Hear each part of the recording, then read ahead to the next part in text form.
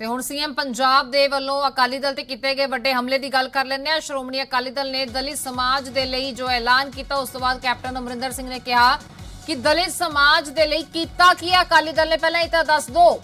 ਸ਼੍ਰੋਮਣੀ ਅਕਾਲੀ ਦਲ ਵੱਲੋਂ ਦਲਿਤ ਚਿਹਰੇ ਨੂੰ ਡਿਪਟੀ ਸੀਐਮ ਬਣਾਉਣ ਦਾ ਐਲਾਨ ਤਾਂ ਕਰ ਦਿੱਤਾ ਗਿਆ ਹੈ, ਪਰ ਕੈਪਟਨ ਅਮਰਿੰਦਰ ਸਿੰਘ ਨੇ ਕਿਹਾ ਕਿ ਹੁਣ ਐਲਾਨ ਕਰ ਰਹੇ ਹੋ, ਪਰ ਕੀਤਾ ਕੀ ਹੈ ਦਲਿਤ ਭਾਈਚਾਰੇ ਦੇ ਲਈ, ਇਹ ਜ਼ਰਾ ਦੱਸੋ।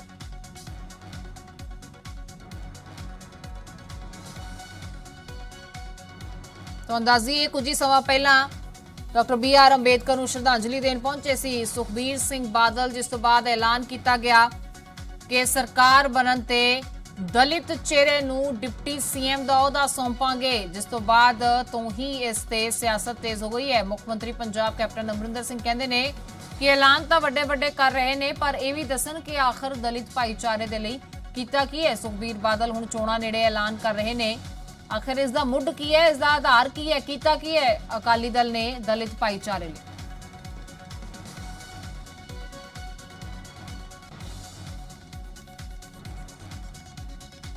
ਤੁਹਾਨੂੰ ਦੱਸ ਦਈਏ ਅਜਿਹੇ ਐਲਾਨ ਜ਼ਰੂਰ ਕੀਤੇ ਜਾਂਦੇ ਨੇ, ਪਰ ਸੱਤਾ ਦੇ ਵਿੱਚ ਆਉਣ ਤੋਂ ਬਾਅਦ ਪਾਰਟੀਆਂ ਜ਼ਰੂਰ ਇਹਨਾਂ ਨੂੰ ਭੁੱਲ ਵੀ ਜਾਂਦੀਆਂ ਨੇ।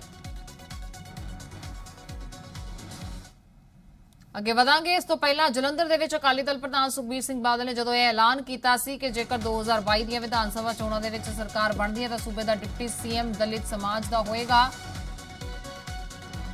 ਉਹ ਤਸਵੀਰ ਤੁਹਾਨੂੰ ਵਿਖਾਣੇ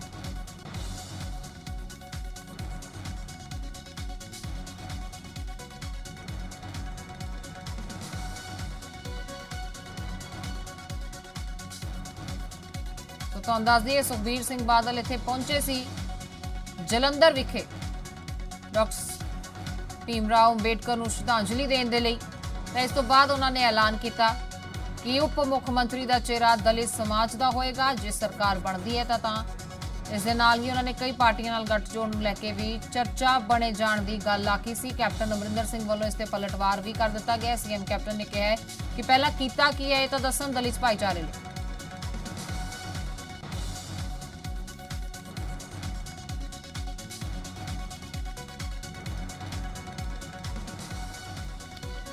कैप्टन अमरिंदर सिंह ने इस ते पलटवार करदे सवाल किया है कि आखिर ये दसो कीता की है भाईचारे लिए। पहला अकाली दल की सरकार आए 7 ਤੋਂ 12 इन्होंने भी नहीं कुछ किया कदे नहीं। आई डो नॉट नो, मैनू समझ नहीं आती। आ सुखबीर बादल जो मर्जी इतने बोली जाए मैं बनाऊंगा फलाना बनाऊंगा, जरा मैंने कदे दिखा तो दो कि कुछ तुसीं कीता भी है समाज वास्ते। आई अननैसेसरी वो भी रौला पाने वास्ते ताकि सानू 2 वोटां पै जाण, 2 पता नहीं पैणगियां या नहीं। This is what they are hoping to. किस वास्ते बैठी सी हरसिमरत कौर उत्थे? हर वेले उत्थे तुसीं उन्हां ने हाँ छां बनाई जाओ, हर चीज़ विच इत्थे आके मुकर जाओ। एंड इत्थे उत्थे जिहड़ा कुछ प्री मैट्रिक स्कॉलरशिप जदों कैंसल कर रहे थे क्यों नहीं बोली? बोलना चाहिए सी, सिर्फ इस वास्ते कि मैं मिनिस्ट्री रखा उत्थे। This is the unfortunate part कि अपनी चीज़ अपना भविख तुसीं अपने देश के और अपने लोगों के भविख नालों वड्डा समझदे हो। This is what she is. और रोज ही बोली जाती है, पता नहीं की बोली जाती है। मैं तो अज कदे कुछ कोई पता ही नहीं होंगे इसनूं की बोलदी है। मुख मंत्री पंजाब कैप्टन अमरिंदर सिंह नूं तुसीं सुनिया, जिन्हां ने ना सिर्फ सुखबीर सिंह बादल ते तंज कसे बल्कि केंद्रीय वजीर सी जदों हरसिमरत कौर बादल उन्हां वेलियां दा मैंशन करदियां होइयां हरसिमरत कौर बादल नूं भी लपेटे च लिया। श्रोमणी अकाली दल परमात्मा मेहर करे सरकार बनाए ते जो डिप्टी सीएम है असी दलित परिवार चों लेवांगे, एससी परिवार चों असी डिप्टी सीएम पंजाब दा। इलैक्शन जेडे 2022 दे है ये तुसी गठजोड़ दे नाल लड़ोगे या फिर साढ़े विचारा चल रही हैं, देख तो की हुंदा केड़ी पार्टी नाल चल रही है? मेरा मतलब है कई पार्टियां नाल साडी गल चल रही है, जो फाइनल होया तुहानूं दस दांगे।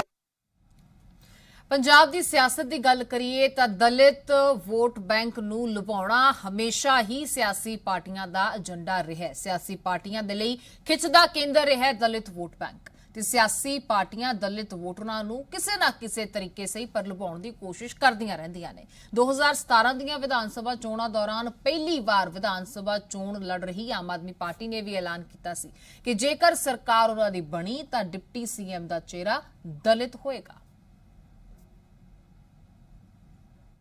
श्रोमणी अकाली दल परमात्मा मेहर करे सरकार बनाए ते जो डिप्टी सीएम है असी दलित परिवार चों लेवांगे, एससी परिवार चों असी डिप्टी सीएम पंजाब दा बनावांगे। बाबा साहब अम्बेडकर का यही सपना था। बराबरी का हक तभी मिल सकता है जब निर्णय लेने का अधिकार, जब सत्ता में भागीदारी दलित समाज की होगी। आम आदमी पार्टी डिप्टी चीफ मिनिस्टर अगला पंजाब का दलित समाज से बनाएगी। ये जितना मैनिफेस्टो है उनको और भी बहुत सारी जिम्मेदारियां दी जाएंगी।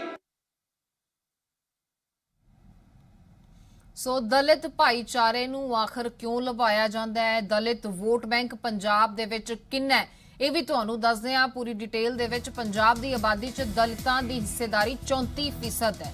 ਪੰਜਾਬ ਦੇ ਵਿੱਚ ਦੇਸ਼ ਦੇ ਕਿਸੇ ਵੀ ਸੂਬੇ ਨਾਲੋਂ ਸਭ ਤੋਂ ਜ਼ਿਆਦਾ ਦਲਿਤ ਸਿੱਖ ਭਾਈਚਾਰੇ ਦੇ ਵਿੱਚ ਕਰੀਬ 57% ਦਲਿਤ ਹਿੰਦੂ ਆਬਾਦੀ ਦੇ ਵਿੱਚ ਕੁੱਲ 38% ਦਲਿਤ ਮੁਸਲਮਾਨ ਭਾਈਚਾਰੇ ਦੀ ਆਬਾਦੀ ਦੇ ਵਿੱਚ ਕੁੱਲ 2% ਦਲਿਤ ਨੇ। ਈਸਾਈ ਭਾਈਚਾਰੇ ਦੀ ਆਬਾਦੀ ਦੇ ਵਿੱਚ ਕੁੱਲ 1% ਦਲਿਤ ਹੈ ਤੇ ਪੰਜਾਬ ਦੇ ਵਿੱਚ 34% ਵਿਧਾਨ ਸਭਾ ਸੀਟਾਂ ਰਿਜ਼ਰਵ ਨੇ।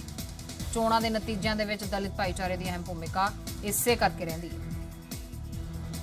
ਚੰਡੀਗੜ੍ਹ ਤੋਂ ਸਾਡੇ ਸਹਿਯੋਗੀ ਨਿਤਿਕਾ ਸਾਡੇ ਨਾਲ ਜੁੜ ਚੁੱਕੇ ਨੇ। ਸੋ ਨਿਤਿਕਾ, ਐਲਾਨ ਕੀ ਕੀਤਾ ਗਿਆ ਸੁਖਬੀਰ ਸਿੰਘ ਬਾਦਲ ਵੱਲੋਂ? ਇਸ ਮੁੱਦੇ ਤੇ ਸਿਆਸਤ ਭੱਗ ਗਈ ਹੈ। ਖੁਦ ਮੁੱਖ ਮੰਤਰੀ ਪੰਜਾਬ ਨੇ ਪਲਟਵਾਰ ਕੀਤਾ ਹੈ, ਜਿਨ੍ਹਾਂ ਨੇ ਕਿਹਾ ਕਿ ਐਲਾਨ ਤਾਂ ਵੱਡੇ ਕਰ ਰਹੇ ਹੋ, ਇਹ ਤਾਂ ਦੱਸੋ ਕੀਤਾ ਕੀ ਹੈ ਦਲਿਤ ਭਾਈਚਾਰੇ ਦੇ ਲਈ? ਤੇ ਨਾ ਸਿਰਫ ਸੁਖਬੀਰ ਸਿੰਘ ਬਾਦਲ ਬਲਕਿ ਉਹਨਾਂ ਨੇ ਉਹਨਾਂ ਵੇਲਿਆਂ ਦਾ ਜ਼ਿਕਰ ਕਰਦਿਆਂ ਹੋਇਆ ਜਦੋਂ ਹਰਸਿਮਰਤ ਕੌਰ ਬਾਦਲ ਕੇਂਦਰੀ ਮੰਤਰੀ ਸੀ, ਕਿਹਾ ਕਿ ਉਦੋਂ ਵੀ ਕੀ ਕੀਤਾ ਤੁਸੀਂ, ਉਦੋਂ ਵੀ ਕਿਉਂ ਤੁਸੀਂ ਦਲਿਤ ਭਾਈਚਾਰੇ ਦੇ ਲਈ ਕੋਈ ਚੰਗਾ ਨਹੀਂ ਕਰਾ ਸਕੇ ਕੇਂਦਰ ਤੋਂ?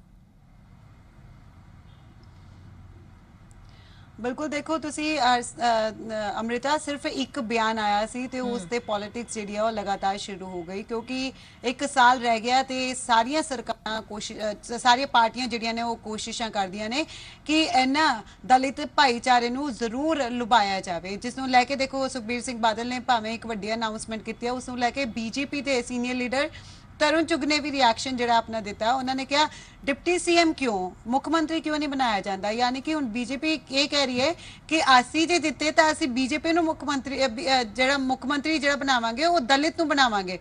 पहला भी उन्हां वल्लों ऐलान जिहड़ा कीता गया सीगा कि क्यों एक ही कास्ट दे जिहड़े लीडर्स ने उन्होंने सीएम बनाया जाता है, हाले तक क्यों दलित नूं किसी नूं मुख मंत्री नहीं बनाया जाता? जबकि जे पॉपूलेशन की गल की जाए तो पंजाब दे विच दलितां दी पॉपूलेशन 34% है ते जे ओबीसी की पॉपूलेशन की गल की जाए तो 30% है। तो उन्होंने कहा जो अन्नी वड्डी पॉपूलेशन है तरुण चुग ने, तो फिर तुसी डिप्टी सीएम का क्यों ऐलान किया, मुख्यमंत्री का ऐलान क्यों नहीं किया?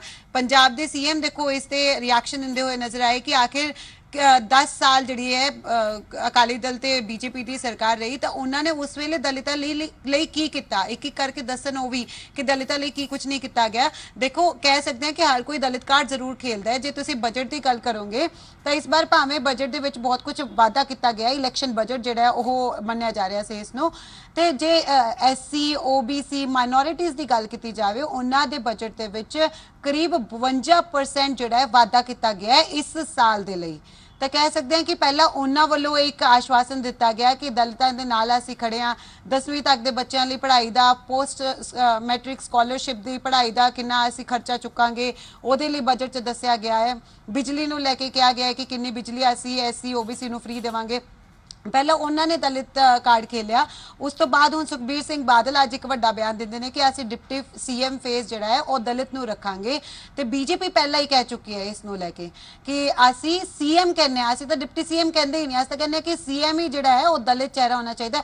देखो अमृता कहना गलत नहीं होएगा कि जे किसानां दी गल कीती जावे या अज जे पिंड वासियां दी गल कीती जावे उन्हां दी वोट हाले समझ नहीं आ रही किसी भी पार्टी नूं कि किहदे वल जाएगी। जिहड़ा किसान अंदोलन ਚੱਲ ਰਿਹਾ ਹੈ ਤਾਂ ਇਹੀ ਕਾਰਨ ਹੈ ਕਿ ਕਿਸਾਨ ਕਹਿੰਦੇ ਨੇ ਕਿ ਕਿਸੇ ਪਾਰਟੀ ਨੇ ਸਾਡੇ ਨਾਲ ਪੂਰੀ ਤਰ੍ਹਾਂ ਸਟੈਂਡ ਨਹੀਂ ਲਿਆ, ਅਸੀਂ ਕਿਸੇ ਤੇ ਯਕੀਨ ਨਹੀਂ ਕਰ ਸਕਦੇ। ਹੋ ਸਕਦਾ ਹੈ ਕਿ ਅਸੀਂ ਆਪਣੇ ਕੈਂਡੀਡੇਟਸ ਜਿਹੜੇ ਹੈ ਉਹ ਖੜੇ ਕਰ ਦਈਏ, ਇਹ ਵੀ ਕਿਸਾਨਾਂ ਵੱਲੋਂ ਕਿਹਾ ਗਿਆ ਸੀਗਾ। ਇਸ ਲਈ ਹਰ ਇੱਕ ਪਾਰਟੀ ਜਿਹੜੀ ਹੈ ਪੂਰੀ ਕੋਸ਼ਿਸ਼ ਕਰ ਰਹੀ ਹੈ ਕਿ ਜਿਹੜਾ ਦਲਿਤ ਭਾਈਚਾਰਾ ਹੈ ਉਸ ਨੂੰ ਜ਼ਰੂਰ ਲੁਭਾਇਆ ਜਾਏ। ਇਹ ਕਾਰਨ ਹੈ ਕਿ ਦਲਿਤ ਕਾਰਡ ਜਿਹੜਾ ਉਹਨਾਂ ਵੱਲੋਂ ਖੇਲਿਆ ਜਾ ਰਿਹਾ ਹੈ। ਆਮ ਆਦਮੀ ਪਾਰਟੀ 2016-17 ਤੋਂ ਹੀ ਦਲਿਤ ਕਾਰਡ ਜਿਹੜਾ ਹੈ ਖੇਲ ਰਹੀ ਹੈ। ਉਹਨਾਂ ਵੱਲੋਂ ਲਗਾਤਾਰ ਜੇ 2017 ਦੀ ਤੁਸੀਂ ਚੋਣਾਂ ਦੀ ਇੱਕ ਰਿਕਾਰਡਿੰਗ ਵੀ ਦਿਖਾ ਰਹੇ ਹੋ, ਉਹਦੇ ਵਿੱਚ ਅਰਵਿੰਦ ਕੇਜਰੀਵਾਲ ਇਹ ਕਹਿੰਦੇ ਹੋਏ ਨਜ਼ਰ ਆਏ ਸੀਗੇ ਕਿ ਅਸੀਂ ਡਿਪਟੀ ਸੀਐਮ ਦਾ ਚਿਹਰਾ ਜਿਹੜਾ ਹੈ ਉਹ ਦਲਿਤ ਨੂੰ ਰੱਖਾਂਗੇ। ਉਹਨਾਂ ਵੱਲੋਂ ਉਦੋਂ ਹੀ ਅਨਾਉਂਸਮੈਂਟ ਜਿਹੜੀ ਹੈ ਉਹ ਕਰ ਦਿੱਤੀ ਗਈ। ਹਾਲਾਂਕਿ ਸਰਕਾਰ ਜਿਹੜੀ ਹੈ ਆਮ ਆਦਮੀ ਪਾਰਟੀ ਨਹੀਂ ਬਣਾ ਪਾਈ, ਪਰ ਦੇਖੋ ਅੱਜ ਵੀ ਚਾਹੇ ਆਮ ਆਦਮੀ ਪਾਰਟੀ ਦੇ ਜਿਹੜੇ ਲੀਡਰਸ ਨੇ ਉਹ ਇਹੀ ਕਹਿੰਦੇ ਨੇ ਕਿ ਅਸੀਂ ਤਾਂ ਹਮੇਸ਼ਾ ਹੀ ਦਲਿਤਾਂ ਨੂੰ ਪ੍ਰੈਫਰੈਂਸ ਦਿੱਤੀ ਹੈ। ਅਸਲ ਲੀਡਰ ਆਫ ਓਪੋਜੀਸ਼ਨ ਜਿਹੜਾ ਹੈ ਹਰਪਾਲ ਚੀਮਾ ਨੂੰ ਬਣਾਇਆ ਹੋਇਆ, ਜਿਹੜੇ ਦਲਿਤ ਲੀਡਰ ਨੇ। ਤਾਂ ਉਹਨਾਂ ਦਾ ਕਹਿਣਾ ਕਿ ਅਸੀਂ ਸਾਡੀ ਪੂਰੀ ਜਿਹੜੀ ਹਰ ਪਾਰਟੀ ਜਿਹੜੀ ਪੂਰੀ ਕੋਸ਼ਿਸ਼ ਕਰ ਰਹੀ ਹੈ ਕਿ ਦਲਿਤ ਭਾਈਚਾਰੇ ਨੂੰ ਲੁਭਾਇਆ ਜਾਏ, ਕਿਉਂਕਿ ਵੱਡਾ ਵੋਟ ਬੈਂਕ ਜਿਹੜਾ ਹੈ ਉਹ ਦਲਿਤਾਂ ਦਾ ਪੰਜਾਬ ਦੇ ਵਿੱਚ ਹੈ। ਬਿਲਕੁਲ ਨਿਤਿਕਾ, ਜਿੱਥੇ ਦਲਿਤ ਕਾਰਡ ਖੇਡਿਆ ਜਾ ਰਿਹਾ ਤਾਂ ਉੱਥੇ ਹੀ ਇੱਕ ਦੂਜੇ ਨੂੰ ਘੇਰਨ ਦੀ ਵੀ ਕੋਸ਼ਿਸ਼ ਕੀਤੀ ਜਾ ਰਹੀ ਹੈ। ਤੁਸੀਂ ਦੱਸੋ ਤੁਸੀਂ ਕੀ ਕੀਤਾ? ਕੈਪਟਨ ਅਮਰਿੰਦਰ ਸਿੰਘ ਨੂੰ ਸ਼੍ਰੋਮਣੀ ਅਕਾਲੀ ਦਲ ਸਵਾਲ ਪੁੱਛਦਾ ਵੀ ਤੁਸੀਂ ਕੀ ਕਰ ਲਿਆ, ਤੇ ਇਹ ਵੀ ਦਾਅਵਾ ਕੀਤਾ ਜਾਂਦਾ ਹੈ ਕਿ ਦਲਿਤ ਭਾਈਚਾਰੇ ਭਾਵੇਂ ਸਕਾਲਰਸ਼ਿਪ ਹੋਵੇ, ਆਟਾ ਦਾਲ ਸਕੀਮ ਹੋਵੇ, ਹੋਰ तमाम ਚੀਜ਼ਾਂ ਨੇ, ਇਹ ਸਭ ਅਕਾਲੀ ਦਲ ਵੇਲੇ ਸ਼ੁਰੂ ਕੀਤਾ ਗਿਆ। ਅਕਾਲੀ ਦਲ ਇਹ ਹੁੰਗਾਰਾ ਭਰਦਾ ਹੈ, ਦਾਅਵਾ ਕਰਦਾ ਹੈ। ਦੇਖੋ ਦੋਵਾਂ ਵੱਲੋਂ ਹੀ ਕੁਝ ਨਾ ਕੁਝ ਦਾਅਵੇ ਜਿਹੜੇ ਜ਼ਰੂਰ ਕੀਤੇ ਜਾ ਰਹੇ ਨੇ। ਬਲਟੋਹਾ ਜੀ ਨੂੰ ਅਸੀਂ ਸੁਣ ਰਹੇ ਸੀ, ਉਹਨਾਂ ਨੇ ਕਿਹਾ ਕਿ ਆਟਾ ਦਾਲ ਸਕੀਮ ਅਸੀਂ ਸ਼ੁਰੂ ਕੀਤੀ, ਸ਼ਗੁਨ ਸਕੀਮ ਅਸੀਂ ਸ਼ੁਰੂ ਕੀਤੀ। ਪਰ ਜਦੋਂ ਗੱਲ ਆਉਂਦੀ ਹੈ ਪੰਜਾਬ ਸਰਕਾਰ ਦੀ, ਯਾਨੀ ਕਿ ਕੈਪਟਨ ਅਮਰਿੰਦਰ ਸਰਕਾਰ ਦੀ, ਤਾਂ ਉਹਨਾਂ ਵੱਲੋਂ ਕਿਹਾ ਗਿਆ ਕਿ ਤੁਸੀਂ ਇੱਕ ਚੀਜ਼ ਸ਼ੁਰੂ ਕਰਤੀ ਹੈ ਪਰ ਉਹਨੂੰ ਅੱਗੇ ਵਧਾਉਣ ਲਈ ਕੀ ਕੀਤਾ। ਉਹਨਾਂ ਨੇ ਕਿਹਾ ਕਿ ਅਸੀਂ ਜਿਹੜੀ ਪੈਨਸ਼ਨ ਹੈ ਉਹਨਾਂ ਦੀ ਵਧਾਈ। ਉਹਨਾਂ ਵੱਲੋਂ ਇਹ ਵੀ ਕਿਹਾ ਗਿਆ ਸ਼ਗੁਨ ਸਕੀਮ ਜਿਸ ਦਾ ਸਭ ਤੋਂ ਜ਼ਿਆਦਾ ਫਾਇਦਾ ਜਿਹੜੇ ਨੇ ਐਸਸੀ ਵਰਗ ਚੁੱਕਦਾ ਹੈ, ਉਹਨਾਂ ਦੀ ਬੇਟੀਆਂ ਦੇ ਜਦੋਂ ਵਿਆਹ ਕਰਾਉਣਾ ਹੁੰਦਾ ਉਹਨੂੰ ਅਸੀਂ 21,000 ਤੋਂ 51,000 ਕੀਤਾ। ਤਾਂ ਉਹ ਵੀ ਆਪਣੇ ਜਿਹੜੇ ਉਹਨਾਂ ਵੱਲੋਂ ਕਦਮ ਚੁੱਕੇ ਗਏ ਨੇ ਉਹ ਗਿਣਾ ਰਹੇ ਨੇ, ਤੇ ਸ਼੍ਰੋਮਣੀ ਅਕਾਲੀ ਦਲ ਵੱਲੋਂ ਜਿਹੜੇ ਕਦਮ ਉਹਨਾਂ ਦੀ ਸਰਕਾਰ ਨੇ ਚੁੱਕੇ ਸੀ ਉਹ ਗਿਣਾਏ ਜਾ ਰਹੇ ਨੇ। ਪਰ ਜੇ ਗੱਲ ਕੀਤੀ ਜਾਵੇ ਹਲੇ ਵੀ ਦਲਿਤਾਂ ਦੀ ਜਿਹੜੀ ਸਿਚੁਏਸ਼ਨ ਹੈ ਪੰਜਾਬ ਦੇ ਵਿੱਚ, ਅਸੀਂ ਇਹ ਨਹੀਂ ਕਹਿ ਸਕਦੇ ਕਿ ਇੰਨੀਆਂ ਸਰਕਾਰਾਂ ਆਈਆਂ, ਇੰਨੀ ਵੱਡੀ ਪੋਪੂਲੇਸ਼ਨ ਦੇ ਵਿੱਚ ਦਲਿਤ ਭਾਈਚਾਰਾ, ਉਹਨਾਂ ਲਈ ਕਿਸੇ ਨੇ ਬਹੁਤ ਜ਼ਿਆਦਾ ਕੀਤਾ। ਹਲੇ ਵੀ ਜੇ ਪਿੰਡਾਂ 'ਚ ਆਪਣੀ ਜ਼ਮੀਨ ਦੀ ਗੱਲ ਕੀਤੀ ਜਾਵੇ ਉਹਦੇ ਲਈ ਦਲਿਤ ਭਾਈਚਾਰਾ ਲੜ ਰਿਹਾ ਹੈ। ਹਲੇ ਵੀ ਜੇ ਅਸੀਂ ਡਿਗਰੀਆਂ ਦੀ ਗੱਲ ਕਰੀਏ, ਪੋਸਟ ਮੈਟ੍ਰਿਕ ਦੀ ਜੇ ਗੱਲ ਕੀਤੀ ਜਾਵੇ, ਸਕਾਲਰਸ਼ਿਪ ਦੀ, ਤੁਸੀਂ ਦੇਖਿਆ ਹੋਏਗਾ ਕਿੰਨੀ ਦੇਰ ਜਿਹੜੇ ਨੇ ਦਲਿਤ ਭਾਈਚਾਰੇ ਦੇ ਜਿਹੜੇ ਸਟੂਡੈਂਟ ਨੇ ਉਹ ਲੜੇ ਆਪਣੀ ਸਕਾਲਰਸ਼ਿਪ ਲਈ, ਤਾਂ ਉਹਨਾਂ ਨੂੰ ਉਹ ਪੂਰੀ ਤਰ੍ਹਾਂ ਨਹੀਂ ਮਿਲਦੀ। ਹਾਲੇ ਵੀ ਉਹ ਕਹਿੰਦੇ ਸਾਨੂੰ ਸੇਮ ਦਰਜਾ ਨਹੀਂ ਮਿਲਦਾ। ਨੌਕਰੀਆਂ ਦੇ ਵਿੱਚ ਉਹ ਕਹਿੰਦੇ ਨੇ ਕਿ ਸਾਨੂੰ ਸੇਮ ਦਰਜਾ ਜਿਹੜਾ ਨਹੀਂ ਦਿੱਤਾ ਜਾਂਦਾ, ਹਾਲੇ ਤੱਕ ਸਾਨੂੰ ਪ੍ਰੈਫਰੈਂਸ ਜਿਹੜੀ ਹੈ ਉਹ ਨਹੀਂ ਦਿੱਤੀ ਜਾਂਦੀ। ਤਾਂ ਕਹਿ ਸਕਦੇ ਹਾਂ ਦਲਿਤਾਂ ਦੇ ਬਥੇਰੇ ਮੁੱਦੇ ਨੇ ਜਿਹੜੇ ਹਰ ਵਾਰ ਚੁੱਕੇ ਜ਼ਰੂਰ ਜਾਂਦੇ ਨੇ, ਪਰ ਸਿਰਫ ਔਰ ਸਿਰਫ ਚੋਣਾਂ ਦੇ ਦੌਰਾਨ। ਜੀ ਬਹੁਤ ਸ਼ੁਕਰੀਆ ਨਿਤਿਕਾ ਇਸ तमाम ਜਾਣਕਾਰੀ ਦੇ ਲਈ। ਇੱਥੇ ਰੁਕਾਂਗੇ ਇੱਕ ਛੋਟੇ ਜਿਹੇ ਬ੍ਰੇਕ ਦੇ ਲਈ, ਫੌਰਨ ਹਾਜ਼ਰ ਹੋਵਾਂਗੇ।